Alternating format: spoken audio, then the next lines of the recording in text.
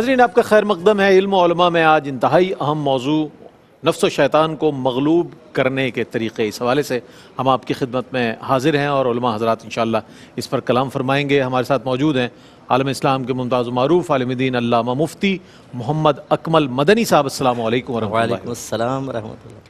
اور آپ کے ساتھ تشریف فرما عالم اسلام کے ممتاز و معروف عالم دین علامہ مفتی ارشاد حسین سعیدی صاحب، السلام علیکم ورحمۃ اللہ وبرکاتہ۔ وعلیکم السلام ورحمۃ اللہ وبرکاتہ۔ اور آپ کے ساتھ تشریف فرما ممتاز و معروف عالم دین علامہ مفتی خرم اقبال رحمانی صاحب، السلام علیکم ورحمۃ اللہ وبرکاتہ۔ وعلیکم السلام ورحمۃ اللہ۔ اور میرے دائیں جانب تشریف فرما ممتاز و معروف ثناخواں اور نوجوان پرعزم اور بہت ہی خوبصورت پڑھنے والے ثناخواں عزیر عزیزی، ثقلین رشید اور دانیال شیخ موجود ہے، السلام علیکم ورحمۃ اللہ وبرکاتہ۔ ناظرین محترم، قرآن کریم میں متعدد بار یعنی کم و بیش 88 مرتبہ شیطان یا یہ شیاطین کا ذکر آیا ہے، جس میں اس کی مذمت اور اس کی تمام تر وہ فریب کاریاں کہ جو انسان کو ورغلانے کے لیے، اس کو گناہوں کی طرف اکسانے کے لیے وہ کرتا ہے، اس کے حوالے سے قرآن کریم میں ارشادات ہوئے ہیں۔ آج اس حوالے سے ہم جانیں گے کہ آیا نفس و شیطان کے حوالے سے وہ کیا کیا طریقے ہیں۔ اس حوالے سے علماء حضرات جب بیان فرماتے ہیں تو قرآن کی آیات جو ہیں ہم پر مستحضر ہوتی ہیں، ان کے معنی مستحضر ہوتے ہیں کہ جو قرآن کریم میں موجود ہیں۔ علامہ مفتی محمد اکمل مدنی صاحب تشریف فرمائے۔ حضرت یہ فرمائیے گا پہلے کہ نفس و شیطان کس طرح انسان کو برائی کی طرف لاتا ہے اور اس کے مکر و فریب کے حوالے سے کیا کیا انداز ہے؟ اعوذ باللہ من الشیطان الرجیم، بسم اللہ الرحمن الرحیم۔ اللہ تبارک و تعالیٰ نے شیطان کے بارے میں واضح عدو مبین بیان فرمایا کہ تمہارا کھلا دشمن ہے، اور نفس کے بارے میں ارشاد فرمایا کہ ان النفس لامارۃ بالسوء، کہ نفس برائی کا بڑا حکم دینے والا ہے۔ جب اللہ تعالیٰ کی صریح گواہی موجود ہو تو اس میں شک و شبہ تو ہو ہی نہیں سکتا کہ شیطان ہمارا کھلا دشمن اور نفس برا بہکانے والا، وسوسے ڈالنے والا، تو ان سے کسی بھی قسم کے رحم کی امید رکھنا یہ تو فضول ہے، بالکل فضول۔ اور جب ایک دشمن سے رحم کی امید نہ ہو، بے رحم دشمن ہو، تو اس سے غافل وہی ہوگا جو انتہائی غافل ہوگا، بے وقوف ہوگا، بالکل۔ اور خصوصی طور پہ جب کہ دشمن نگاہوں سے پوشیدہ ہو۔ اگر دشمن سامنے نہ تو آدمی وار وار سے بچ جاتا ہے یا بھاگ جائے یا کسی چیز کی اوٹ لے لے، لیکن جب دشمن ہی پوشیدہ ہو تو بہت خطرناک ہوتا ہے۔ تو اس لیے نفس و شیطان بہت زیادہ خطرناک ہیں کہ پوشیدہ طور پہ حملہ آور ہوتے ہیں۔ اچھا، ان کا حملہ بعض اوقات تو ظاہراً بھی ہو سکتا ہے، جیسے سود کے بارے میں اللہ تعالیٰ نے فرمایا کہ جو سود کھاتے ہیں برود قیامت اس طرح کھڑے ہوں گے اس شخص کی طرح جس کو شیطان نے چھو کر مس کر پاگل بنا دیا ہو۔ تو یہ کبھی کبھی ایسا ہوتا ہے، لیکن اکثر جو ان کے وار ہیں وہ قلب پر ایک دعوت کی صورت میں ہوتے ہیں۔ اچھا، جیسے ہمارے پچھلے دنوں بھی گفتگو ہوئی تھی کہ جو حصہ روح ہمارے قلب کے اندر، جوف قلب کے اندر ہوتا ہے، وہ مقام دعوت ہے۔ اس میں شیطان اور نفس اپنی دعوت دیتے ہیں اور انسان ان کی دعوت کو بعض وقت قبول کر لیتا ہے، اور جب قبول کرتا ہے تو پھر وہ بہکائے میں آتا ہے۔ بالکل۔ اور ان دونوں کے جو وار ہیں وہ بہت ہی پوشیدگی کے ساتھ ہوتے ہیں اور بہت ہی باریکی کے ساتھ ہوتے ہیں۔ بعض اوقات تو بڑے بڑے جو اکابرین ہوتے ہیں انہوں نے اس کا بیان فرمایا کہ وہ چالوں کو اولاً نہ سمجھ سکے، اور پھر جب منکشف ہوئی چالیں تو بڑے حیران ہوئے۔ جیسے ایک بزرگ کے بارے میں آتا ہے کہ انہوں نے ارادہ کیا بادشاہ کی کال پر جہاد پر جانے کا، تو نفس سے مشورہ کیا چلنا چاہتا ہے، اس نے کہا بالکل حاضر ہوں۔ تو آپ نے کہا یہ کیسے نفس فوراً مان گیا؟ تو آپ نے اس سال ارادہ تبدیل کر دیا۔ وہ کوئی واجب جہاد نہیں تھا، مستحب تھا، تو رک گئے۔ نیکسٹ ایئر جب بلایا گیا پھر نفس سے مشورہ کیا، پھر راضی، پھر رک گئے۔ تیسرے سال بھی جب یہ معاملہ ہوا تو آپ نے اللہ کی بارگاہ میں التجا کی کہ رب کریم اس کی چالاکی میں نہیں سمجھ پا رہا ہوں، مجھے سمجھا۔ تو عالم کشف میں آپ پہنچ گئے، غنودگی طاری ہوئی تو نفس سامنے آ گیا۔ تو آپ نے سے وجہ پوچھی، اس نے کہا مسئلہ یہ ہے کہ آپ روزانہ مجھے 1000 دفعہ مارتے ہیں، میری زندگی عذاب بنا رکھی ہے۔ تو جیسے جہاد کا مشورہ کیا، میں نے کہا ایک ہی دفعہ مروں گا نا، آپ سے تو جان چھوٹے گی، تو میں فوراً راضی ہو گیا۔ تو ایک تو وار اس کا ایسا ہوتا ہے کہ بعض اوقات نیکی میں فوری طور پہ راضی ہوتا ہے، لیکن اس میں بھی ان کے مقاصد پوشیدہ ہوتے ہیں۔ پھر دوسرا بعض اوقات ایسا ہوتا ہے کہ یہ نیکی کا ہی حکم دیتے ہیں، لیکن اس میں جیسے عرض کیا ان کی ایک چال پوشیدہ ہوتی ہے۔ اس کی اکثر پہچان ایسی ہوتی ہے کہ جب بڑے نیک عمل کے مقابلے میں، مشقت والے عمل کے مقابلے میں چھوٹے بظاہر یا کم مشقت والے عمل پر یہ ترغیب مل رہی ہو نا، تو وہ من جانب اللہ اکثر نہیں ہوتی، وہ نفس کی طرف سے ہوتی ہے۔ مثال کے طور پہ آپ نے ارادہ کہ میں تازہ وضو کرتا ہوں، 2 رکعت نماز پڑھ لیتا ہوں، تو اندر سے آواز آئے گی یار درود شریف پڑھ لے، اتنی فضیلت ہے۔ یعنی وہ نہیں چاہتا کہ مشقت، وضو کی مشقت، پھر 2 رکعت کی مشقت، درود شریف پڑھ لے، فضائل یاد دلائے گا، جو ذہن میں کہیں پوشیدہ ہو گئے تو وہ یاد دلا دے گا۔ تو آدمی وہی تسبیح پکڑ کے وہیں بیٹھے بیٹھے چلو بھائی شروع۔ اسی طرح علم دین آپ سیکھنا چاہتے ہیں تو بولے گا چھوڑ دیں یار یہ کر لے، قرآن پاک کی تلاوت کر لے. اب پتہ ہے کہ قرآن پاک کی عربک میں تلاوت کریں گے سمجھ تو کچھ آئے گا نہیں، تھوڑا ثواب اس کو ضرور ملے گا لیکن یہ مقصود اصلی تک نہیں پہنچ سکے گا، اور انسان سمجھتا ہے میں نیک کام کر رہا ہوں. اسی طریقے سے پیشہ ور فقیروں کو دینے کے لیے ابھاریں گے کہ یار دیکھ کتنا بیچارہ معصوم صورت ہے، دے دے یار تجھے بڑا ثواب ملے گا. اچھا وہ اگر خدا کا واسطہ دے دے، اللہ کے واسطے دے دے تو فوراً یہ اندر سے آواز آئے گی دیکھ اس نے اللہ کا واسطہ دیا، اس کو ٹالنا مناسب نہیں ہوگا. آپ کہیں گے یہ تو اللہ کی طرف سے کوئی ترغیب ہے، آپ فوراً نکال کے دے دیتے ہیں. حالانکہ وَتَعَاوَنُوا عَلَى الْبِرِّ وَالتَّقْوَى وَلَا تَعَاوَنُوا عَلَى الْإِثْمِ وَالْعُدْوَانِ. یہ اسم، گناہ اور عدوان یعنی زیادتی میں تعاون ہے، اور آدمی کر رہا ہوتا ہے. بسا اوقات ماں باپ کسی غلط کام کا حکم دے رہے ہوتے ہیں. جیسے ماں کہتی ہے کہ بیٹا آنے والا ہو نا تو بعض اوقات اپنی بچیوں سے کہتی ہے جو میں کہوں نا وہ کرنا نا منہ توڑ دوں گی تمہارا. کہتی ہے اچھا امی جان. اب وہ بیٹا آئے گا اس کو جھوٹ بولیں گے تیری بیوی سارا دن سوتی رہی تھی، مجھ سے بدتمیزی کی تھی، آج تو ہاتھ بھی اٹھا لیا تھا مجھ پر. بیٹا ایک دم گرم ہو جاتا ہے. پھر وہ تصدیق کے لیے بیٹیوں سے کہتی بولو ہاں ہاں بالکل ایسا ہوا، حالانکہ جھوٹ. اب وہ کیا ہے، یہ اس میں کیا چال پوشیدہ ہے، وہ بچیوں کے قلب میں ڈالتے ہیں امی ہے نا، ماں باپ کو تو ادب کرنا چاہیے. لیکن یہ حدیث بھی تو ذہن میں رکھیں، نبی کریم نے فرمایا کہ اللہ تعالیٰ کی نافرمانی میں مخلوق کی اطاعت جائز نہیں ہے. یہاں پر نہیں کرنی تھی یہ، نہیں کرنی تھی. تو خلاصہ کلام یہ ہے کہ ان کی چالاکیوں کو سمجھنے کے لیے ایک طویل عرصے تک آپ کو مشاہدے میں اور مراقبے میں رہنا ہوگا، تب ہمیں پتہ چلے گا کہ نفس پہ جو دعوتیں وارد ہو رہی ہیں وہ نفس کی طرف سے ہیں، شیطان کی طرف سے ہیں یا اللہ کی طرف سے ہیں. اور جو مسلسل اس پہ نگاہ رکھتا ہے تو وہ ایک وقت ایسا آتا ہے کہ وہ اتنا ماہر ہو جاتا ہے اس کے اندر کہ جیسی وسوسہ آتا ہے وہ فرق کر لیتا ہے کہ اللہ کی طرف سے ہے، نفس و شیطان کی طرف سے ہے. اسی لیے اکابرین اکثر ان کے وساوس کو جان جاتے ہیں، اور لوگ جو وہ نہیں سمجھ پاتے وہ گڑ مڑ کر دیتے ہیں اس چیز کو، اور وہ بیچارے کبھی گناہ کو نیکی سمجھ کے کر رہے ہوتے ہیں اور کبھی نیکی کو گناہ سمجھ کر چھوڑ رہے ہوتے ہیں. اس لیے علم حاصل کرنا اور احوال قلب پر مطلع ہونا ان دونوں سے محفوظ رہنے کے لیے انتہائی ضروری ہے. بہت بنیادی باتیں ارشاد فرمائی مفتی صاحب نے کہ ایک خفیہ دشمن ہے، نہ جانے کس طرف سے آپ پر وار کر دے، آپ کے گمان میں، آپ کے خیال میں، آپ کے قلب میں کوئی ایسا وسوسہ ڈال دے کہ ایسا کر لو. جیسے کہ ہم دیکھتے ہیں اذانیں مساجد سے ہوتی ہیں، بازار بھرے ہوتے ہیں جناب، اور لوگوں کو اس طرف ترغیب نہیں ہوتی، اور کوئی تماشا لگ جائے تو سارا رش ادھر لگ جاتا ہے. تو یہ ایک انسان جب کسی بات پر لبیک کہتا ہے تو اس کو نفس زیادہ ابھارتا ہے اس طرف. بہت اچھی بات بیان فرمائی. اچھا، شیطان کی عداوت اور اس کے جو مقاصد قرآن کریم نے ارشاد فرمائے وہ کیا کیا ہے؟ ہم تو صرف شیطان کو جانتے ہیں، لیکن شیطان کی جو عداوت ہے انسان کے ساتھ اور جو اس کے مقاصد ہے وہ کیا کیا ہے؟ علماء حضرات بیان فرماتے ہیں. مفتی صاحب کیا فرمائیے گا اس حوالے سے؟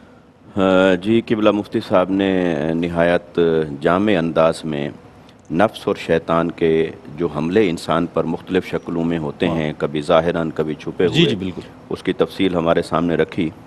میں قرآن مجید کی چند آیات آپ کے سامنے رکھتا ہوں اور یہ معذرت کے ساتھ میں دیکھ کے پڑھوں گا. ضرور. اللہ رب العزت نے سورہ صاد کے اندر اس واقعہ کو بیان فرمایا. جب اللہ تعالیٰ نے آدم علیہ السلام کے بارے میں حکم دیا فرشتوں کو کہ سجدہ کرو تو ابلیس نے نہ کیا. پھر اس واقعے کا تذکرہ قرآن مجید نے کئی مقامات پر کیا اور اس کی جزئیات اور تفصیلات کو موقع مال کی مناسبت سے بیان کیا. ایک بات یہ ہے کہ شیطان سے جب اللہ تبارک و تعالیٰ نے پوچھا کہ تم نے ایسا کیوں نہیں کیا، اس نے کہا کہ میں ان سے بہتر ہوں، اب مجھے مہلت چاہیے قیامت کے دن تک. تو اس نے جو لفظ کہا اس کو توجہ ہے کرنی چاہیے. قرآن مجید فرمایا قال فبعزتک لأغوینہم اجمعین. اس نے کہا کہ اے باری تعالیٰ مجھے تیری عزت کی قسم، میں انہیں ضرور ضرور ضرور گمراہ کروں گا. بالکل. اور سارے کے سارے لوگوں کو گمراہ کرنے کی کوشش کروں گا. الا عبادک منہم المخلصین. پھر خود اس نے اپنی بے بسی کا اعتراف کیا، سوائے ان کے جو تیرے مخلص بندے ہوں گے. مخلص بندے ہوں گے. مخلص ایک لفظ مخلص ہے اور ایک مخلص ہے. اس کی بھی وضاحت ہم چاہیں گے، جی میں کرتا ہوں. تو اس نے خود اپنی بے بسی کا اعتراف کر لیا کہ سوائے تیرے مخلص بندوں کے باقی میں سب کو گمراہ کرنے کی کوشش کروں گا. تو اللہ رب العزت نے اسے جواب دیا قال فالحق والحق اقول. اللہ تبارک و تعالیٰ نے فرمایا ہاں حق تو یہی ہے کہ تو گمراہ کرے گا، کرنے کی کوشش کرے گا، مگر سارے تیرے داؤ کے نیچے نہیں آئیں گے. کچھ وہ بھی ہوں گے جن کے ارد گرد میرا حصار ایسا ہوگا کہ وہ کسی طور پر بھی تیرے داؤ میں نہیں آئیں گے.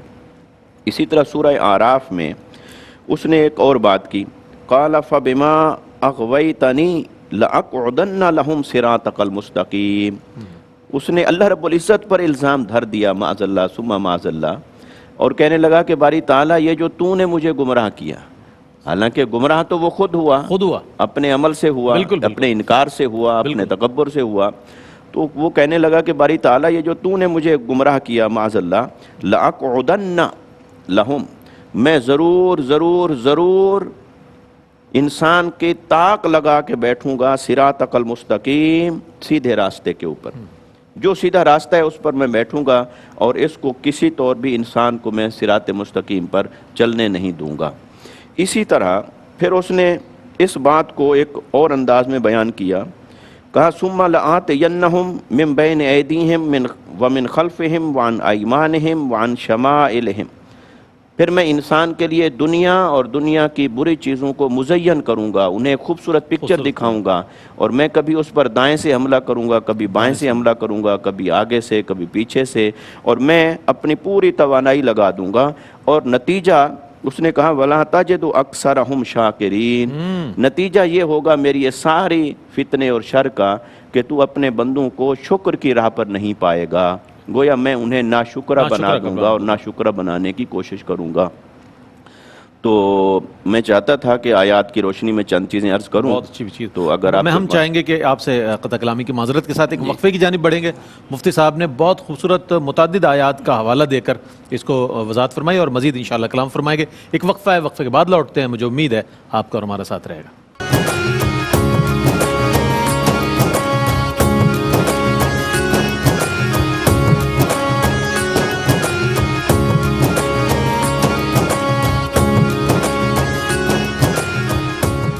जनाब आपका खैर मकदम है। इंसान के लिए सबसे मुश्किल तरीन काम और वो ये कि नफ्स व शैतान के फ़रेब से बचा रहे और उसके तरीक़े, ये बहुत मुश्किल। अल्लाह वालों को बड़ी बड़ी आजमाइशें आई लेकिन वो तो गुजर गए। आम इंसान जो है वो उसके फ़रेब में ज़रूर आता है। अल्लामा मुफ्ती इरशाद हुसैन सईदी साहब से हमने गुजारिश की थी कि शैतान की अदावत और उसके मकासद के हवाले से जो कुरान करीम ने इरशादात फरमाए वो आपने आयात मुबारका शामिल की। मैं चाहूँगा मज़ीद जो आपके जवाब है बक़िया जिन कुरान मजीद की आयात का मैंने मुख्तसर हवाला दिया कि शैतान ने इस बात को अल्लाह रब्बुल इज़्ज़त के हुजूर इतनी बेबाकी से बयान किया और अल्लाह रब्बुल इज़्ज़त ने करम फरमाया कि उसकी वो तमाम चालें अपने कलाम के ज़रिए से इंसान पर आश्कार फरमा दी कि उसने कहा मैं सिरात मुस्तकीम पे बैठूंगा, इनको वहाँ मैं कोशिश करूँगा बहकाने की, इनको नाशुक्रा बनाऊँगा, इनके लिए दुनिया को मुज़य्यन करूँगा और इनके दाएं से बाएं से आगे और पीछे से हमला करूंगा। और इससे मुराद फ़िज़िकली नहीं है, इससे मुराद ये है कि कभी वो खुले कुफ्र में मुब्तला करेगा, खुले गुनाह में मुब्तला करेगा, कभी गुनाह लिपटा हुआ होगा, जैसा कि मुफ्ती साहब ने भी उसकी वजाहत फरमाई थी। अब इससे जो खुलासा निकलता है वो ये कि शैतान का सबसे बुनियादी काम, मकासद में से जो उसका बुनियादी मकसद है वो तो यही है कि अल्लाह की राह से हटाए। बिल्कुल। अब अल्लाह की राह से हटाने की सूरतें और शक्लें मुख्तलिफ हो जाती हैं। एक तो वो ये करता है कि सबसे पहले ईमान की तरफ ही ना आने दे, कुफ्र की तरफ रखे, या कोई ईमान की तरफ आ गया है तो उसे दोबारा कुफ्र की तरफ ले जाए। ये उसके हमले की पहली सूरत है। और अगर यहाँ इस स्टेज पर वो कहीं नाकाम हो जाता है और लोग ईमान में दाखिल हो गए, इस्लाम में दाखिल हो गए, फिर वो अगली कोशिश में ये लग जाता है कि उनको किसी न किसी जगह पहुँचा कर तो गुमराह करे, किसी दलील के सहारे, किसी असबाब के सहारे। तो वो गुमराही की राह पे, अब मुसलमानों में कितने मसालिक हैं, कितने फिरके हैं, कितनी बातें हैं, और हर शख्स अपनी दलील रखता है जनाब। लिहाजा फिर वो इस कोशिश में लग जाता है।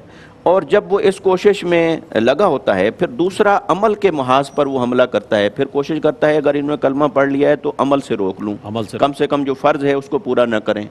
तो अगर यहाँ भी वो कामयाब ना हो सके तो फिर वो कोशिश करेगा कि इस अमल के अजर से इनको महरूम कर दूँ। तो अजर से महरूमी की तरफ ले जाने के लिए फिर अमल के अंदर वो रियाकारी को पैदा करेगा, सताइश नफ्स को पैदा करेगा, उसमें कई तरह के हमले करेगा।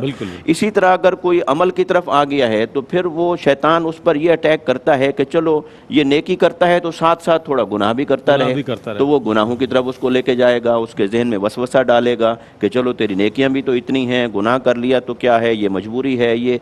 तो वो अपने हमले को اور اس محاذ پر لے کے آتا ہے، ان سے گناہ کرواتا ہے، اور جس سے وہ گناہ نہ کروا سکے، اگر ایسے بھی اللہ کے بندے ہوتے ہیں کہ جو وہاں انہیں وحی کی ہدایت حاصل ہوتی ہے، علم حاصل ہوتا ہے، محنت بھی کر رہے ہوتے ہیں، ریاضت بھی کر رہے ہوتے ہیں، تو پھر وہ اس محاذ پہ اگر شیطان کے حملے کا شکار نہیں ہوتے تو پھر وہ دینی محاذ میں لا کر بھی انہیں کئی طرح کے حملے کرتا ہے، جس کو اس نے کہا میں پیچھے سے حملہ کروں گا، تو وہ چھپی ہوئی بات ہوتی ہے۔ وہ چھپی ہوئی بات کی اب معرفت کیسے ہوگی؟ معرفت کے لیے سب سے پہلا سورس تو ہے کہ ہم قرآن مجید کا علم حاصل کریں، حدیث کا علم حاصل کریں، آقا علیہ السلام کی سیرت مطہرہ اور آپ کی سنت مطہرہ سے سیکھیں اس بات کو۔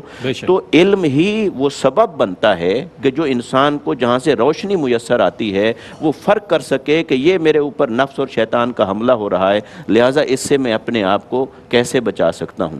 بہرحال علم کے بعد پھر عمل ہے، عمل میں اخلاص ہے۔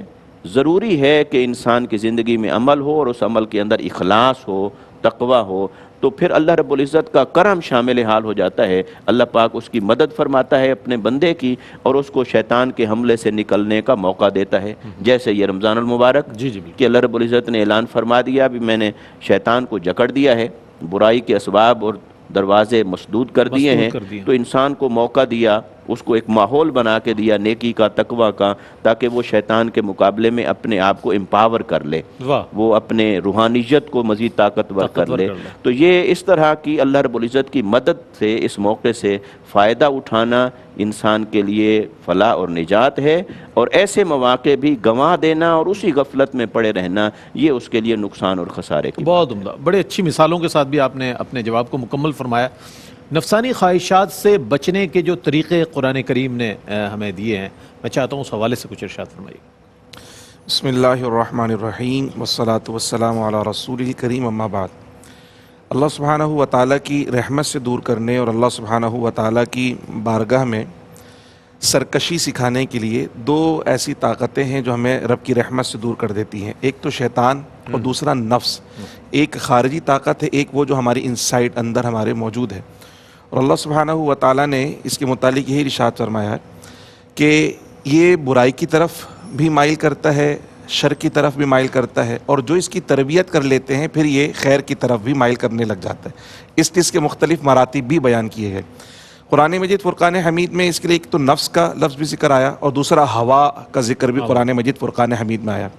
تو سب سے زیادہ جو اللہ سبحانہ و تعالیٰ کے بندے ہیں ان کے متعلق اللہ سبحانہ و تعالیٰ نے ارشاد فرمایا کہ ان پر تو شیطان کا وار نہیں چل رہا، لیکن یقیناً کوشش سے وہ باز نہیں آتا۔ اسی طرح نفس بھی اپنی کوشش سے باز نہیں آتا، کہیں نہ کہیں کسی نہ کسی کیفیت میں بار بار وسوسہ اندازی کرتا رہتا ہے۔ اس لیے اس کے شر سے بچنے کے لیے کبھی بھی بندہ یہ نہ سمجھے کہ بس میں مطمئن ہو گیا، ایک دفعہ میں نے اس کے شر کو دھکیل دیا ہے، ایک دفعہ اس کے فتنے سے باز آ گئی تو دوبارہ فتنے میں وہ نہیں ڈالے گا، بلکہ ہمیشہ چوکنا رہنا چاہیے۔ اللہ سبحانہ و تعالیٰ کے نبی حضرت سیدنا یوسف علیہ السلام نے قرآن مجید فرقان حمید میں وہ کلمات ارشاد فرمایا، اللہ پاک نے بتایا، آپ نے فرمایا کہ وما ابرئ نفسی ان النفس لامارۃ بالسوء الا ما رحم ربی۔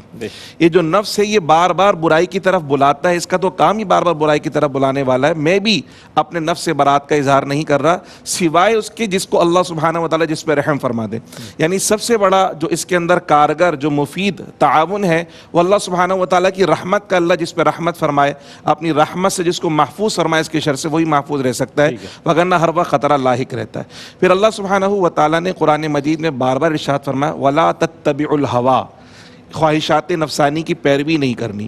اسی طریقے سے پیارے آقا صلی اللہ علیہ وسلم کو مخاطب کر کے فرمایا، لیکن در حقیقت وہ پوری امت کے لیے ہے کہ جب پیارے آقا صلی اللہ علیہ وسلم کو فرمایا کہ اے حبیب آپ ان کی خواہشات نفسانی کی پیروی نہ کریں، چونکہ اگر ان کی خواہشات نفسانی کی پیروی کریں گے تو یہ آپ کو اللہ کی رحمت سے دور کر کر گمراہ کر دیں گے۔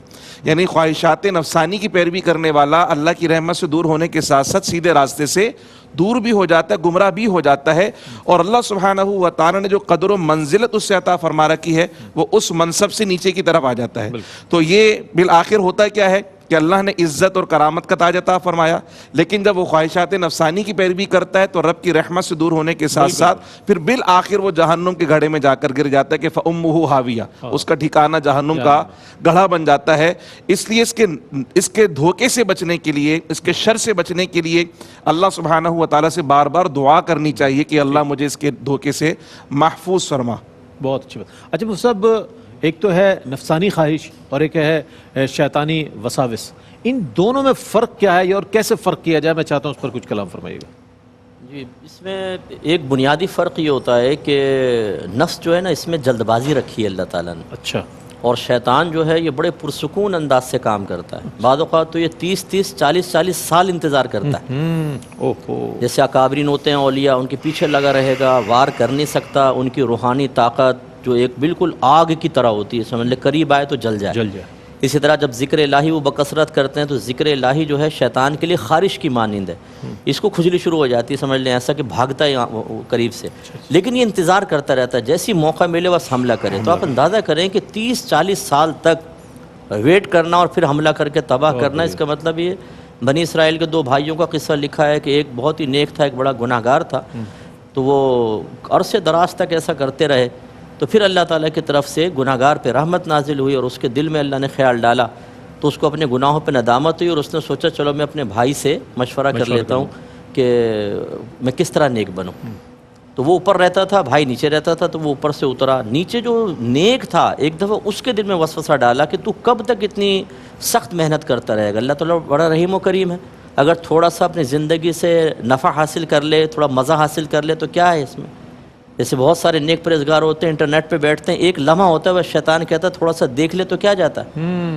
حالانکہ نمازی بھی ہیں، پرہیزگار ہیں، چہرے پہ داڑھی ہے، سر پہ امامہ ہے، لوگ بزرگ سمجھ کے ہاتھ چوم رہے ہیں، لیکن انٹرنیٹ پر بیٹھ کر کبھی تو فیک آئی ڈیز، نام ہے محمد سلطان، زلیخا کے نام کی آئی ڈی بنا لی اور لڑکیوں سے دوستی کر لی اور چل رہی ہے چیٹنگ اس کے اندر. خواہش بھی پوری ہو گئی ہے. اس لیے بعض مجھ سے کہتے ہیں صاحب کیا جو ہماری مسلمان بہنیں ہیں، میں چاہتا ہوں میں ان کو قرآن اور حدیث سکھاؤں، تو کیا میں ان کو حدیثیں اور بھیج سکتا ہوں؟ تو میں کہتا ہوں بھائی پاکستان میں بھائی بھی بہت سارے ہیں، بہنوں کو چھوڑ دے، ان کو بہنوں کے لیے رہنے دے، تم یہ بھائیوں پہ تو کام کر لو.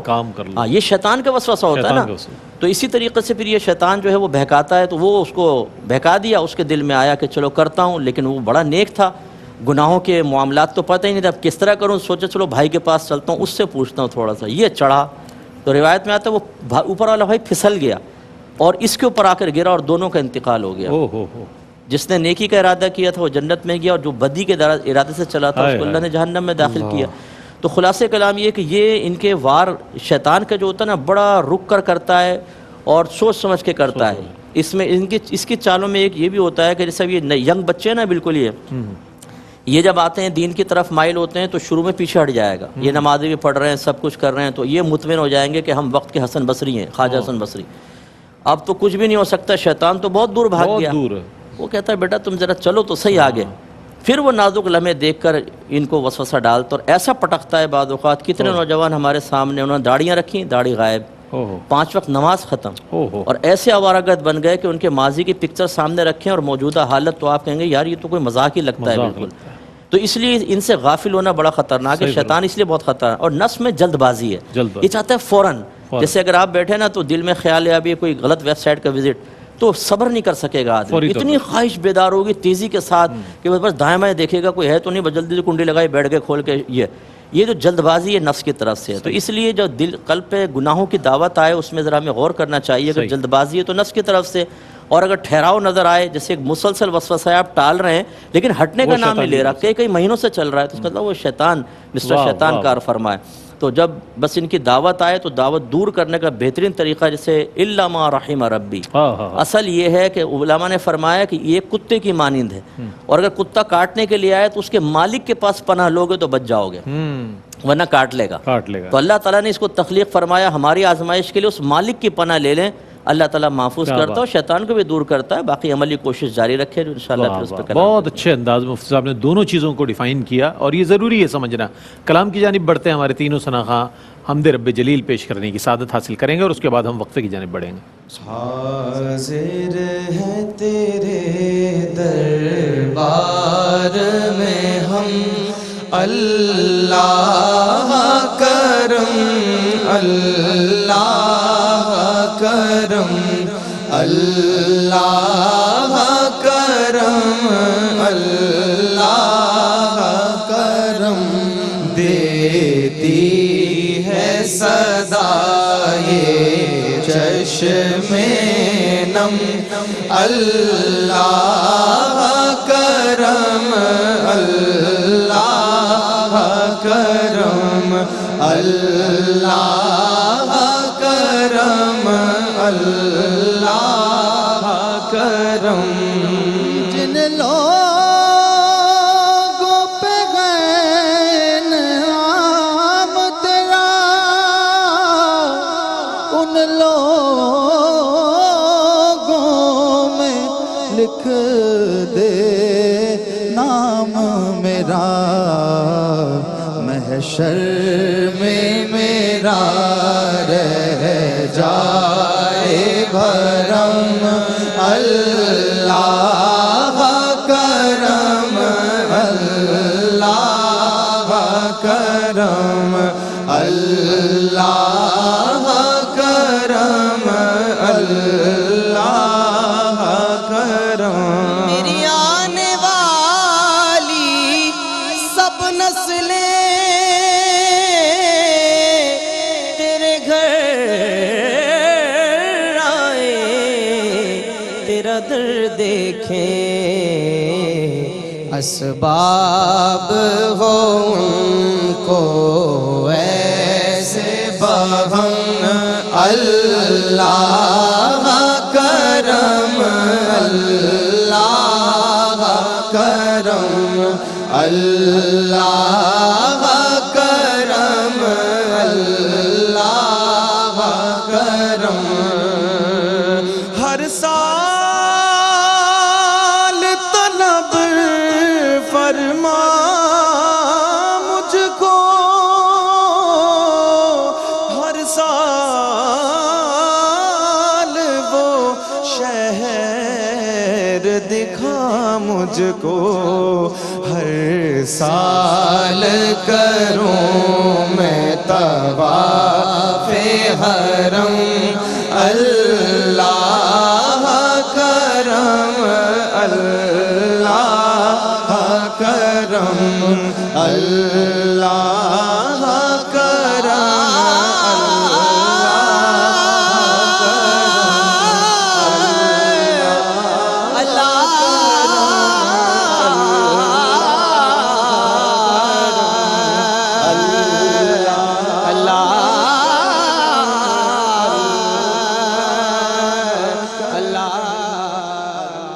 ناظرین آپ کا خیر مقدم ہے. نفس و شیطان کے حملوں سے بچنے کے طریقے یا نفس و شیطان کو مغلوب کرنے کے جو طریقے ہیں اس حوالے سے بات ہو رہی ہے. ابھی تک جتنی گفتگو ہوئی علماء حضرات نے یہ بات فرمائی کہ اللہ والے جن کے بڑے مرتبے تھے، روحانی بڑی منازل حاصل تھی، انہیں بھی شیطان نے کسی نہ کسی طور پر وار کیا، لیکن اس کے باوجود وہ اپنے استقامت اور اپنے تقوی کے تحت اس سازش کو، اس کے مکر فریب کو جان گئے، اور اس کے بعد انہوں نے جو ہے وہ اللہ کا ذکر اسی انداز میں کیا. اچھا، اب ہم یہ جاننا چاہیں گے، آیا بزرگان دین ہی کی جانب آئیں گے کہ بزرگان دین نے کس طرح جو ہے اپنی خواہشات پر کنٹرول کیا اور نفس و شیطان کے ان حملوں سے محفوظ رہے. میں چاہتا ہوں اس پر کچھ کلام. جی یقیناً بزرگان دین نے، صوفیاء کرام نے، اکابرین نے، ایون آئمہ اور مجتہدین نے، علماء کرام نے، ہر ایک نے اپنے اپنے اعتبار سے اپنے آپ کو اللہ رب العزت کی رحمت کے حصار میں لے جانے کے لیے اس پہ محنت کی. نفس اور شیطان کے حملوں کی شناخت، پہچان، پھر سب سے بڑی بات یہ کہ ان سے بچنے کے لیے مختلف تدابیر وہ اختیار کرتے رہے. اس کو مجاہدہ اور ریاضت کہتے ہیں، محنت کرنا. اس محنت کا جو نقطہ، مرکزی نقطہ ہے کہ اللہ رب العزت نے انسان کو یہ جو بشری وجود عطا فرمایا ہے، اس کے اندر نفس بھی ہے، دل بھی ہے، عقل بھی ہے. جی عقل کے لیے بھی کئی قسم کے فتنے ہیں، آزمائشیں ہیں. دل کے لیے خواہشات کی صورت میں کئی قسم کے فتنے ہیں اور آزمائشیں ہیں. اور نفس سوائے ان کے کہ جن کو اللہ رب العزت نے پیدائشی طور پر بھی ہی نفس امارہ کی برائیوں سے پاک رکھا، ایسے چند ہستیاں بھی ہوئیں اور ہوتی ہیں. لیکن بالعموم انسان جب نفس امارہ کے درجے پر کھڑا ہوتا ہے تو پھر اسے محنت کر کے اس منزل کو پانا ہوتا ہے. وہ محنت کیسے کی جاتی ہے، وہ بزرگان دین کے طریقہ سے اور ان کی سیرت سے ہمیں میسر آتی ہے کہ وہ رذائل اخلاق کو اپنے اندر سے ایک ایک کر کے نکالنے پر محنت کرتے ہیں، اور اس کی جگہ پر فضائل اخلاق کو پیدا کرنے اور ان چیزوں کو اپنانے کے اوپر محنت کرتے ہیں۔ مثال کے طور پر انسان کے اندر فطری طور پر ایک چیز جو اللہ نے رکھی وہ مال سے محبت کرتا ہے۔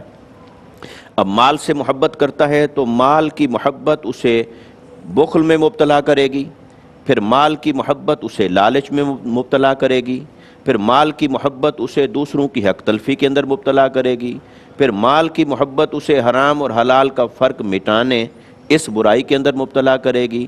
تو لہٰذا اولیاء کرام اور صلحاء عظام انہوں نے کیا کیا کہ اس مال کی محبت کو اپنے دل سے نکالیں۔ تو کیسے نکالیں؟ تو اس کا متبادل ہے فضائل اخلاق میں، وہ سخاوت ہے، سخاوت نفس ہے، فیاضی ہے۔ تو سخاوت کو پیدا کریں، اللہ کی راہ میں خرچ کرنا یہ سیکھیں۔ تو اسی طرح اگر ہم دیکھتے چلے جائیں تو پھر حسد ہے۔ بالکل، حسد رذائل اخلاق کے درجے میں ایک ایسی شے ہے جو انسان کی نیکیوں کو کھا جاتا ہے۔ بالکل، لہٰذا کسی میں اگر طبعاً یہ چیز پائی جا رہی ہے تو اولیاء کرام اور بزرگان دین جب پھر اس کا ریاضت اور مجاہدہ کے ذریعے سے اس کی جب تربیت فرماتے ہیں تو وہ دیکھ لیتے ہیں، اپنے مریدین اور اپنے سالک کو دیکھ لیتے ہیں اس میں کون سی عادت پائی جا رہی ہے، کس خرابی کے اندر یہ مبتلا ہے، لہٰذا اس جیسی بیماری اس کے مطابق علاج ہے، تو وہ روحانی علاج کی طرف لے کے آتے ہیں۔ اگر کہیں حسد پایا جا رہا ہے تو وہ اسے کہیں گے، اسے دوسروں کے احترام کے اوپر محنت کروائیں گے، مشق کروائیں گے کہ وہ دوسروں کو قبول کرے، دوسروں کی عزت کرے، دوسروں کا احترام کرے۔ ایسے اگر کسی کے اندر تکبر پایا جا رہا ہے، تکبر ہے تو تکبر میں خود پسندی بھی ہے، تکبر میں دوسروں کی حقارت بھی ہے، تحقیر بھی ہے، تو اس کے لیے کیا ہے؟ اس کے لیے یہ ہے کہ عاجزی کو پیدا کیا جائے۔ تو وہ عاجزی اور انکساری کو پیدا کریں گے اور اس کے اوپر محنت کریں گے، توجہ اس پر رکھیں گے کہ میری زندگی کے جتنے اعمال ہیں، جو کچھ میری زندگی میں ہو رہا ہے، اس کو انسان اگر محاسبہ کرتا رہے، بنظر غائر اس کو دیکھتا رہے، اور اسے علم بھی ہو قرآن اور حدیث کا اور آقا علیہ الصلوۃ والسلام کی سیرت اور سنت مطہرہ کا صلی اللہ علیہ وسلم، تو پھر وہ اس کی روشنی میں اپنے اندر سے رذائل اخلاق کو نکالے، کمزور کرے اور فضائل اخلاق کو پیدا کرے۔ جب وہ ان اچھی عادات کو اپنے اندر پیدا کر لیتا ہے تو نتیجتاً نفس کمزور ہو جاتا ہے۔ تو نفس جب کمزور ہو گیا، حتیٰ کہ نفس سے ہمارا معدوم ہو جاتا ہے، مر جاتا ہے، تو پھر نفس ترقی کر کے آگے چلا جاتا ہے، تو انسان عمل پھر بھی جاری رہتا ہے۔ کسی درجے پر بھی ایسا نہیں ہوا صلحاء کی زندگی کے اندر کہ جب انہوں نے اپنی تربیت کر لی ہو تو اس کے بعد وہ مطمئن ہو گئے ہوں، کیونکہ شیطان ہر ایک کے حسب حال حملہ کرتا ہے اور اس کے حسب حال اسے بہکانے کے لیے وہ اپنی طاقت لگاتا ہے، اور اللہ رب العزت نے اسے طاقت بھی دی ہے، اسے اختیار بھی دیا ہے، اور لیکن اپنے بندوں کی حفاظت بھی فرماتا ہے اور اپنے بندوں سے پیار بھی کرتا ہے۔ وہ چاہتا بھی یہی ہے کہ میرے بندے اس کے حملے کا شکار نہ ہوں۔ یہی وجہ ہے کہ اس نے بخشش اور مغفرت کے دروازے بھی کھول رکھے ہیں، اور انسان کی رہنمائی اور ہدایت کے لیے اپنی طرف سے وہ تمام ضروری سامان اسے فراہم کرتا رہتا ہے۔ فطری طور پر بھی ہدایت دیتا ہے، اسباب کو دیکھنے سے بھی ہدایت ملتی ہے، مشاہدات سے بھی ہدایت نصیب ہوتی ہے۔ بعض اوقات کسی ایک نقطے سے انسان کی ساری زندگی بدل جاتی ہے، کوئی ایک واقعہ دیکھا، زندگی بدل گئی ساری کی ساری۔ تو وہ سارے مناظر بھی اللہ رب العزت کی عطا کے درجے پر ہوتے ہیں جہاں سے انسان کو روشنی اور ہدایت نصیب ہو رہی ہوتی ہے۔ واہ واہ، کیا کہنا ہے۔ اچھا، جس روز سے شیطان کو راندہ درگاہ کیا گیا، اس روز سے لے کر اور آخری دن تک اس کی کوشش یہ ہے کہ وہ کسی نہ کسی طرح بنی نوع انسان کو بہکائے، برائی کی طرف لے کر آئے۔ تو آیا یہ جو اس کے جو چیلے ہیں وہ کون کون ہیں اور وہ کیا کیا امور انجام دے رہے ہیں، یہ ذرا ہم جاننے کی کوشش کریں گے مفتی خرم اقبال صاحب سے۔ اللہ سبحانہ و تعالیٰ نے قرآن مجید فرقان حمید میں سورہ اعراف میں ارشاد فرمایا اِنَّهُ يَرَاكُمْ هُوَ وَقَبِيلُهُ مِنْ حَيْثُ لَا تَرَوْنَهُمْ، کہ شیطان اور اس کا قبیلہ تمہیں دیکھتے ہیں، تم انہیں نہیں دیکھ سکتے۔ یعنی یہ جو ابلیس ہے یہ سردار ہے تمام شیاطین کا، گروہ شیاطین کا، اور اس کے ساتھ مزید کچھ ایسے افراد ہیں جو اس کے معاون اور مددگار بنائے گئے ہیں۔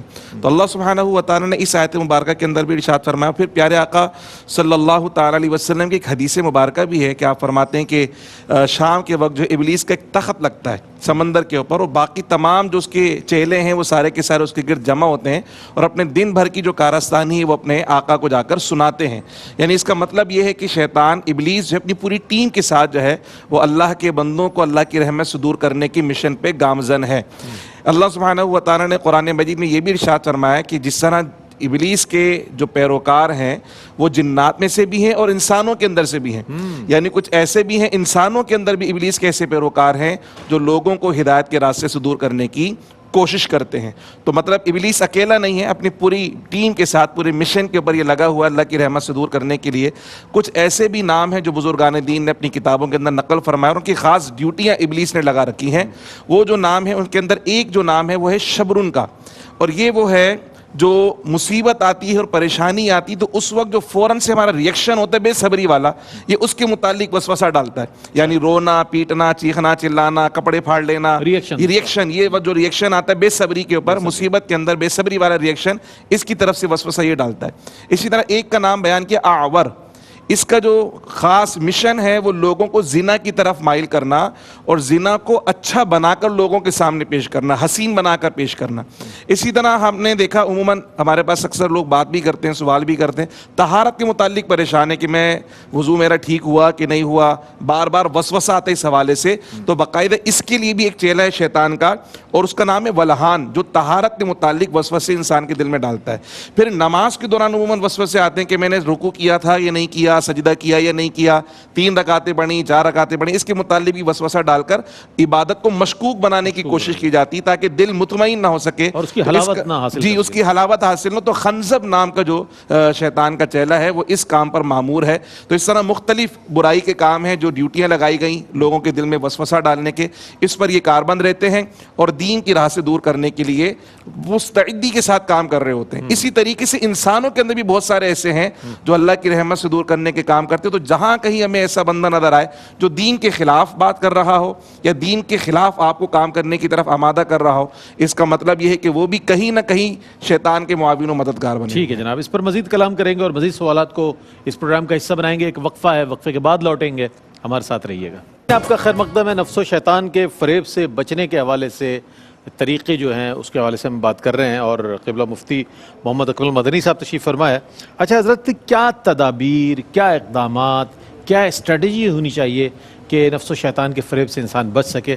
وہ طریقے میں چاہتا ہوں ہمارے ناظرین کے لیے ارشاد فرمائیں. سب سے پہلے تو ظاہر شرع کا علم حاصل کرنا بہت ضروری ہے, یعنی قرآن کا علم, حدیث کا علم حاصل کیا جائے, کیونکہ جب تک ہمیں ظاہری گناہوں کے بارے میں, ناجائز امور کے بارے میں, نیکیوں کے بارے میں کامل معرفت نہیں ہوگی تو نفس و شیطان کے لیے بہکانا بہت آسان ہے. یہ بالکل ایسا ہے جیسے کسی اجنبی علاقے میں اگر کوئی آدمی چلا جائے اور کسی سے ایڈریس معلوم کرے تو بعض اوقات مذاق میں اس کو غلط گلی میں بھیج دیتے ہیں کہ یہاں چلے جاؤ, وہ آخر میں جا کے بند ہوتی ہے گلی, تو بیچارے کو پتہ ہی نہیں چلتا. تو یوں یہ پھر نفس و شیطان اس طرح کھیلتے ہیں بڑے آرام سے عام لوگوں کے ساتھ, تو ایسے ہی ہو رہا ہوتا ہے. دوسرا جو ہے وہ ہے باطن کا علم, ان کی وہی وساوس کے معاملات کو دیکھنا, پھر باطنی گناہوں کے معاملات کا علم اور معرفت حاصل کرنا, پھر بدلتی ہوئی کیفیات پر گہری نظر, یہ سب چیزیں یہ علم سب سے پہلا ضروری ہے. سیکنڈ جو چیز ہوتی ہے وہ ان امور کا اختیار کرنا جو شیطان کو ہم سے دور کرتے ہیں. اس میں اچھی صحبت ہے, تقوی اختیار کرنا, گناہوں سے پرہیز کرنا, 5 وقت نماز باقاعدہ پڑھنا, کوشش کرنا مستقل ذکر الہی ہو زبان سے, اور اگر کہیں ریاکاری کا اندیشہ ہو جیسے لوگ بیٹھے ہیں تو قلبی ذکر انسان شروع کر دے. اسی طریقے سے جو ذکر کی مجالس اور محافل ہیں ان میں شرکت کرنا, اور اس کے پھر جسٹ اپوزٹ بری محافل کو چھوڑ دینا, برے دوستوں کو چھوڑنا, گناہوں سے کنارہ کشی اختیار کرنا, اس سے پھر شیطان دور ہٹتا ہے. اور پھر نفس کی چالوں کو سمجھنے کے لیے وہی جیسے بار بار اپنے قلبی احوال پر غور کرنا. ہم بیٹھے ہوتے ہیں, اچانک اندر سے آواز آتی ہے یار پانی تو پی لیں ٹھنڈا سا, چائے کا ایک دم خواہش ہوتی ہے چائے, تو فوراً ارے بھائی چائے تو پلا دو. ایک دم آپ سوچتے نہیں کس نے اندر سے خواہش کا اظہار کیا, اگرچہ یہ مباح خواہشات ہیں, کوئی منع نہیں ہے, لیکن جب ان مباح خواہشات کو بآسانی پورا کریں تو جیسے ایک چھوٹے بچے کی آپ ایک ضد پوری کر دیں تو وہ دوسری ضد پوری کرنے کے لیے اپنے اندر جرأت محسوس کرتا ہے, اور پھر آج جب اس سے منع کریں تو وہ ایڑیاں رگڑ کے شور مچاتا ہے, چیختا چلاتا ہے, حتیٰ کہ ماں باپ بلیک میل ہو جاتے ہیں اور سرنڈر کر جاتے ہیں, بھائی اس کو دے دو یہ تو ناک میں دم کر دے گا. ایسا ہی ہے. اتنا جب ضدی آپ بنا دیں گے اس کو تو پھر وہ کیسے باز آئے گا؟ تو پہلے مباح خواہش پوری کراتا ہے, پھر حرام خواہش کی تمنا کرتا ہے. جب ہم مباح سے نہیں روک پاتے تو حرام خواہش سے روکنے کی ہمت اور جرأت بھی پیدا نہیں ہوتی. اس لیے ہم اکثر یہ عرض کرتے ہیں کہ روزانہ کم از کم ابتدا ایسے کریں کہ 3 مباح خواہشات کو ترک کرنے کی عادت ڈالیں. حرام سے تو بچنا ہی بچنا, اس میں کوئی کمپرومائز نہیں ہو سکتا. مباح خواہشات تاکہ طاقت جمع ہو, مثلا پانی پینے کو دل چاہا, ٹھنڈا پانی, رک جائیں, نہیں پلاؤں گا تجھے، چائے کا دل چاہا نہیں پینی ہے چائے، 3 خواہش کم از کم ایک ہفتے تک یہ کرتے رہیں۔ اور بزرگان دین نے فرمایا، کسی نے پوچھا کہ حضور ایک مجھے ریاضت بتائیں، فرمایا جب بولنے کا دل چاہے تو خاموش ہو جا، اور جب خاموش ہونے کا دل چاہے تو باتیں شروع کر دے۔ تو اگر جسٹ اپوزٹ جائے نا، گرم پانی ٹھنڈا پانی کو پینے کو دل چاہ رہا ہے، نفس نے کہا گرم پلا دیں، گرم چائے تو ٹھنڈی چائے، میٹھا کھانے کو دل چاہ رہا ہے تو نمکین کو دل چاہ رہا ہے تو میٹھے کی طرف، تو یہ تو الٹا اس کے اوپر وار ہوگا۔ یہ 3 خواہشات کم از کم، اس میں کوئی کمپرومائز نہ کریں۔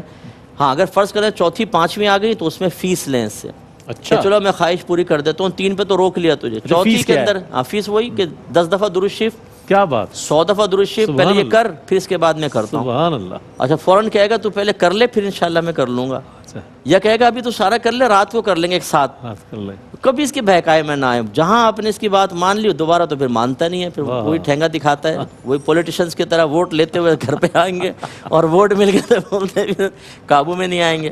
تو خلاصہ کلام یہ ہے کہ اس طریقے سے آدمی کرے تو انشاءاللہ ایک نور پیدا ہوتا ہے۔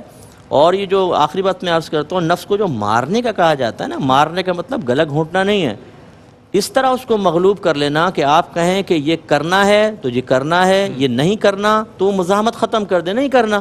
جب یہ ہو تو یہ نفس کا خو ہے کہ مار لیا، مغلوب کر لیا۔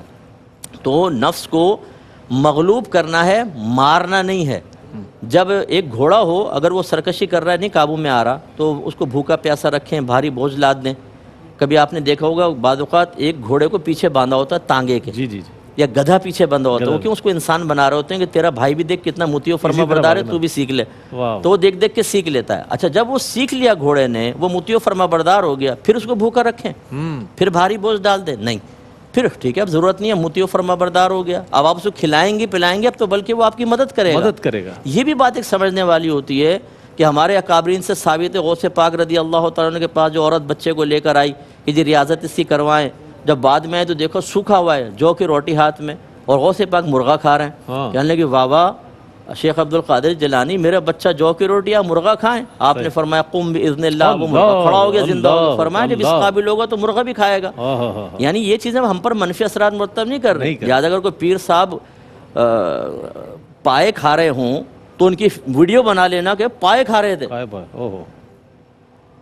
آپ مثلا پیر صاحب ہیں تو آپ کی ویڈیو بنا کے 7 رانے ہمارے سامنے کھائیے مرغی کی، بھائی وہ انسان ہے، کوئی وہ پتھر تو نہیں ہے کہ نہیں کھائے گا۔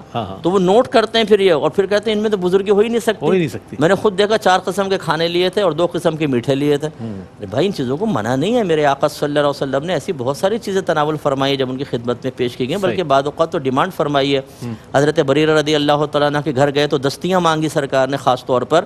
اصل کیا ہے، مغلوب کرنے کے بعد پھر اس کو تھوڑا بہت ریلیف دے دیں، لیکن سرکشی کرنے لگے دوبارہ سختی کی طرف آ جائیں، پھر صحیح ہو جائے گا۔ بڑے اچھے انداز میں مفتی صاحب نے بیان فرمایا، اور ہمارے ARYQ TV کے چیئرمین حاجی عبدالرؤف صاحب ماشاءاللہ حال ہی میں عمرے سے آئے ہیں، اور حاجی جان محمد صاحب فیملی کے ساتھ، اللہ تعالیٰ آپ کا عمرہ قبول فرما۔ اور آپ ہی کی جانب سے فرمائش ہے کہ ہم مدینے سے اللہ کیوں آ گئے، قلب حیراں کی تسکین وہیں رہ گئی۔ ہمارے لیے دعا بھی کیجیے گا اور نعت بھی سنیں۔ بسم اللہ۔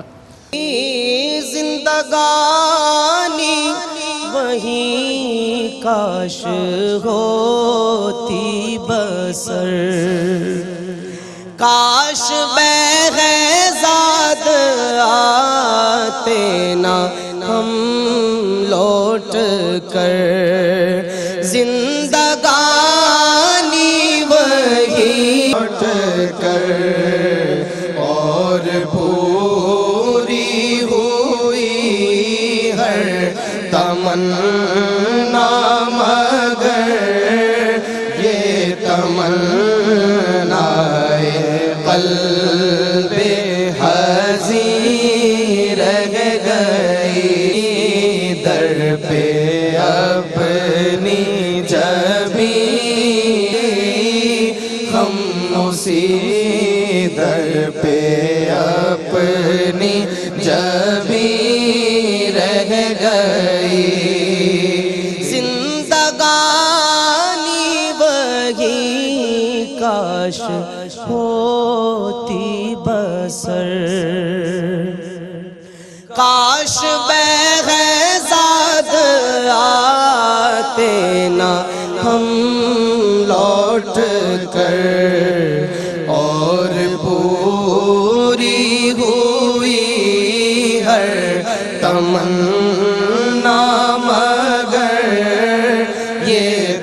तमन्नाए कल्ब। जी जनाब, आपका खैर मकदम है। आज इंतहाई अहम मौजू, और वो मौजू ये कि जिसे डिस्कस किया जाता है, उलमा हज़रात बयान फरमाते हैं और उससे हमें बहुत कुछ सीखने को मिलता है, यानी नफ्स व शैतान के हमलों से महफूज रहने के हवाले से। अच्छा हज़रत, ये फरमाइएगा, कहा जाता है कि माह रमज़ान मुबारक में शयातीन को पाबंद सलासिल कर दिया जाता है, तो फिर जो हमारे दरमियान हम ये देखते हैं कि लोग दस्तों के रेमा भी नज़र आते हैं, वो भी तमाम ख़राबियाँ नज़र आती हैं जो माशरे में आम दिनों में नज़र आती हैं रमज़ान मुबारक के अलावा। क्या कहिएगा इस हवाले से? देखिए, ये बात तो एक हकीकत है, चूँकि हदीस मुबारक में आई, आका अलैहिस्सलाम ने इरशाद फरमाया, सुलसिलतिश शयातीनो, शयातीन को जकड़ दिया जाता है। तो जब ये हकीकत है, अल्लाह रब्बुल इज़्ज़त तमाम शयातीन को, वाहिद का लफ्ज़ भी आया है और जमा का लफ्ज़ भी आया है, जो इब्लीस शैतान है उसे भी जकड़ दिया जाता है और उसके चेलों को भी जकड़ दिया जाता है। तो फिर सवाल ये पैदा होता है कि फिर हमारी ज़िंदगी में जो नाफरमानी, फ़िस्क़ व फ़ुजूर, फितना व फ़साद, बुराई और शर ये नज़र आता है, फिर इसकी वजह क्या है, इसका सबब क्या है? देखिए, ये बात समझने के लिए बहुत सादा है। पहली बात तो ये कि अल्लाह रब्बुल इज़्ज़त ने इंसान के अंदर नफ्स को रखा है, और वो नफ्स भी दर हकीकत उसके दिल में वसवसा अंदाज़ी भी करता है, उसे बुराई और शर की तरफ माइल करता है। मगर इससे भी जो बड़ी बात है वो ये कि जब हमने अपने नफ्स को शैतान की सोहबत में दे दिया, उसकी इत्तिबा में दे दिया, उसकी पैरवी में दे दिया, और 11 महीने सारे वो पूरे इसी तरह अगर हमने शैतान के हमले का शिकार होकर बुराई की राह पर गुजार दिए, तो हर चीज़ के असरात होते हैं। अल्लाह रब्बुल इज़्ज़त ने इस निज़ाम कायनात को सबब के तहत रखा है, और हर शय का जो असर है वो इंसान की ज़िंदगी के अंदर उन निज़ाम असबाब के तहत ज़ाहिर होता है। जैसे हम कोई चीज़ खाते हैं, पीते हैं, उसका एक असर ज़ाहिर होता है, किसी शय से तवानाई हासिल होती है, कोई शय खाते पीते हैं उससे बीमारी हो जाती है। लिहाजा जब गुनाह करते रहेंगे तो गुनाह के भी असरात होंगे। जैसे आका अलैहिस्सलाम ने इरशाद फरमाया कि जब कोई इंसान गुनाह करता है तो उसके दिल के ऊपर एक स्याह दाग लग जाता है, फिर वो गुनाह करता चला जाता है हत्ता कि उसका दिल स्याह हो जाता है। तो जब इंसान गुनाह करता है तो उसके असरात होते हैं, उसके असरात फिर इतने गहरे हो जाते हैं इंसान की ज़िंदगी के अंदर कि फिर शैतान को जकड़ भी दिया जाए तो इंसान उन असरात से निकल नहीं पा रहा होता। लिहाजा उसकी सोहबत से और उसके असरात से जो हमने अपने आप को बुराई का रसिया बना लिया होता है, फिर वही नफ्स हमसे बुराई करवाता है, वही हमारी जो आदत बन गई होती है वही हमें उसकी तरफ लेके जाती है। तो ज़रूरत इस बात की है कि अपने आप को अच्छी सोहबतों में दिया जाए। अच्छी सोहबतों के फिर अपने असरात होंगे, फिर वो असरात हमें हर तरह से महफूज करते हैं और शैतान के हमले से बचाने में हमारी मदद करते हैं। तो इस वजह से हमें कोशिश करनी चाहिए कि अपनी जो बाकी ज़िंदगी है उसे पाक करें, अपने सोच को पाक करें, अपने अखलाक को पाक करें, अपने किरदार को पाक करें, अपने रिज़्क़ को पाक करें।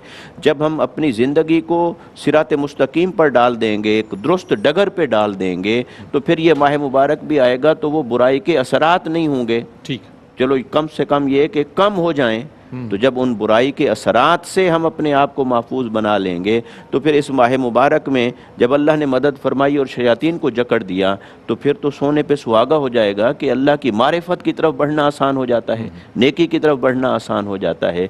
इसलिए ज़रूरी है कि हम अपने आप को बुरे आमाल के असरात से महफूज रखें, शैतान के शर से 11 महीने अपने आप को बचाए रखें, ताकि ये महीना आ जाए तो फिर हमारी ज़िंदगी में नेकी की बहार हो। ठीक है, ठीक।